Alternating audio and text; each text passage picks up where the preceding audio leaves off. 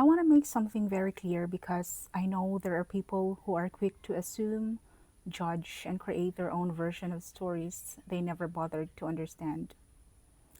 I did not cut anyone off because I was bitter. I did not cut anyone off because I was jealous. And I certainly did not cut anyone off because I couldn't handle someone else's life.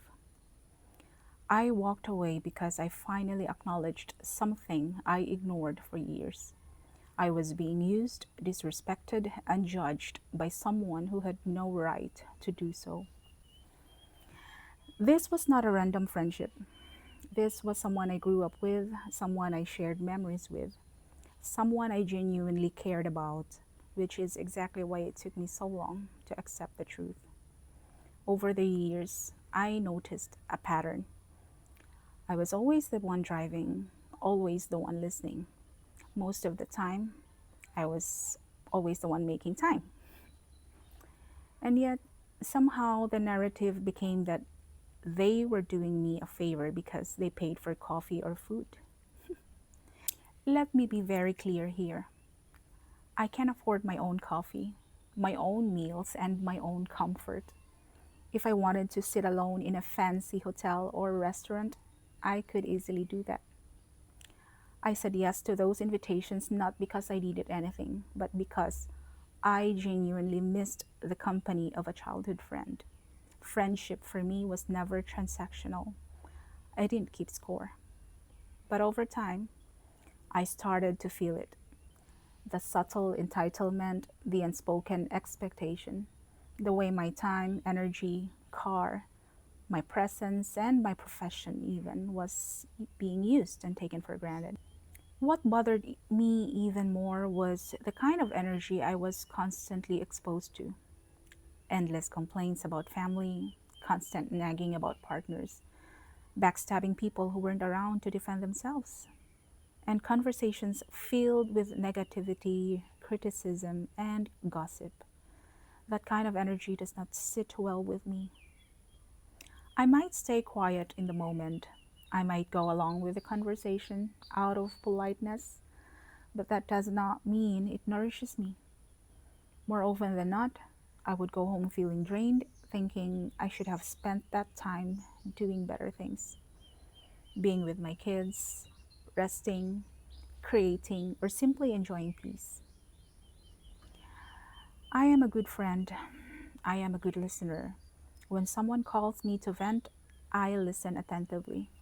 I give my presence, I give my time.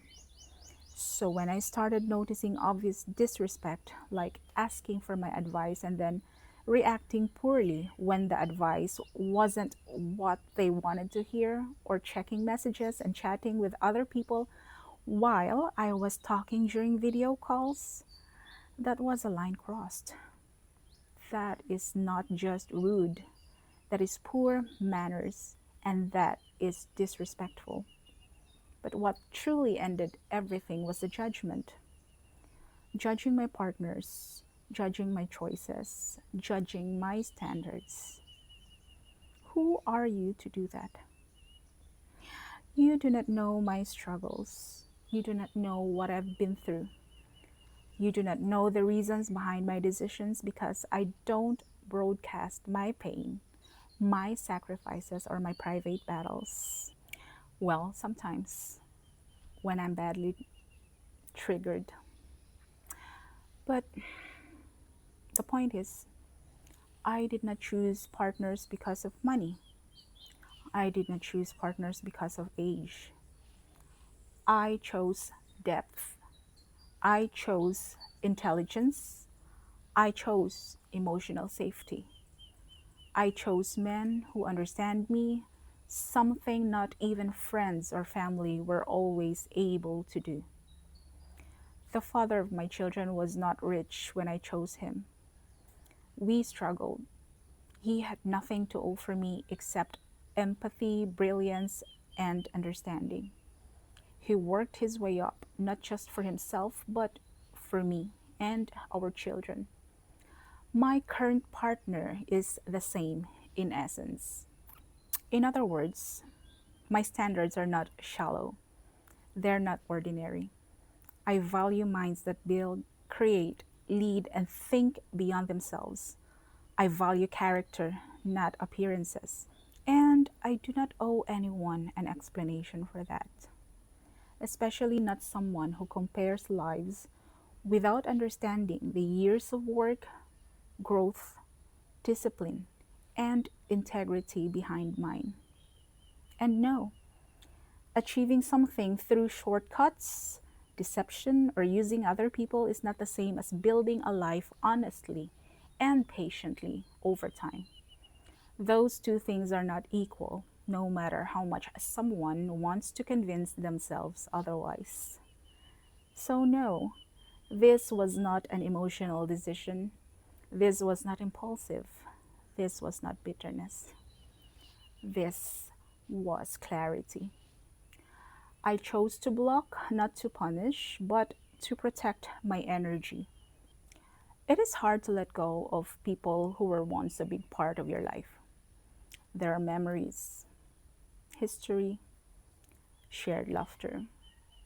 That part is real, and I won't deny it. But growth changes you.